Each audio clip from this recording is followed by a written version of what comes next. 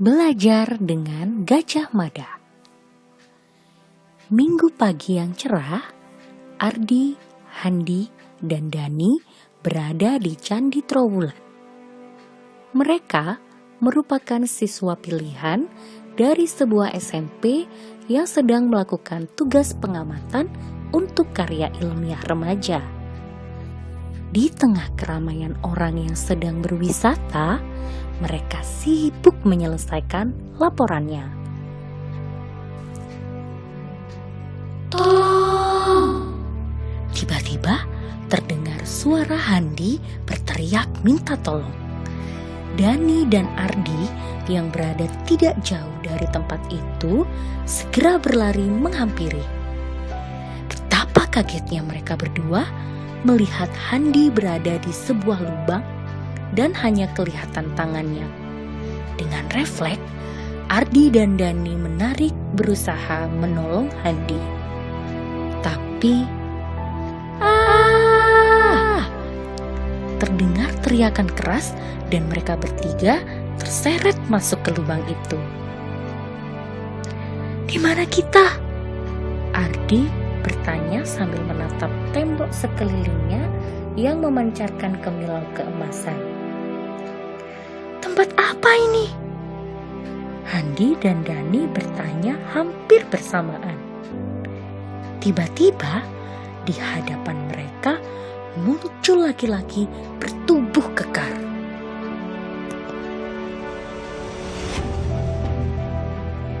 "Kalian bertiga saya panggil untuk menemui leluhurmu."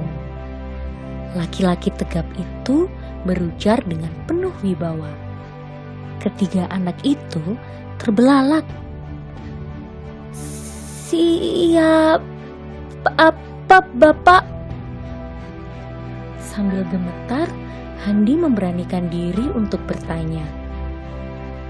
"Aku yang berjanji tak akan makan buah palapa sebelum Nusantara bersatu," jawab laki-laki itu dengan mata tajam menatap ke arah tiga anak yang masih ketakutan itu. "Gajah Mada!" Suara ketiganya seperti tercekat. "Iya, benar. Akulah Gajah Mada yang sejak muda berusaha keras berlatih untuk menjadi orang berguna."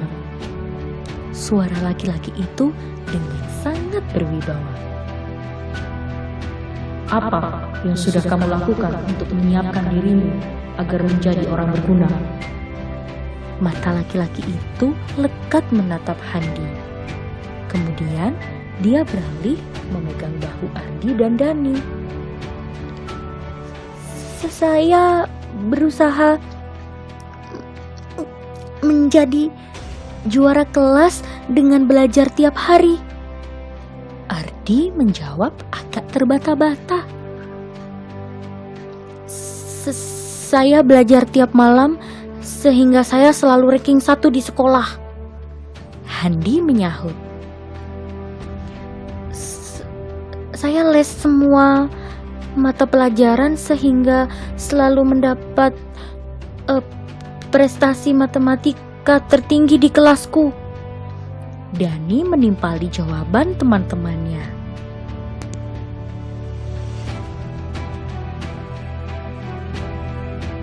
"Belum cukup. Kalian semua harus menambahkan jawaban lagi dengan benar untuk dapat dikembalikan ke tempat semula." Laki-laki itu semakin mendekat. Ketiga anak itu berpikir keras untuk mengungkapkan hal terbaik apa yang telah diperbuat selama ini. Setelah 1 jam berpikir keras, Handi membuka pembicaraan. "Saya selalu berusaha untuk tidak terlambat datang ke sekolah dan menyelesaikan tugas tepat waktu." Handi mulai mengajukan ide. "Saya berusaha bekerja keras dan tidak mencontek waktu ujian." Kata-kata Ardi meluncur deras. "Saya mendengarkan teman yang berbeda pendapat dan meresponnya dengan santun." Dani bertutur dengan lancar. Selesai Dani menyelesaikan kalimatnya, terdengar dentuman keras. Seakan ada yang mengangkat mereka bertiga, tiba-tiba sudah kembali berada di area Candi Trowulan, tempat mereka melakukan pengamatan. Ketiganya mengusap mata, seakan tidak percaya. Mereka saling berangkulan. Benar kata Gajah Mada tadi, Handi berucap lirih. Iya, kita tidak cukup hanya dengan pintar. Ardi berkata hampir tak terdengar. Iya, kita harus memiliki perilaku yang baik. Dani berteriak lantang sambil menyeret kedua temannya menuju area candi yang harus diamati. Mereka bertiga bertekad menyelesaikan tugasnya tepat waktu. Seperti biasanya, mereka bekerja keras untuk menghasilkan sebuah karya.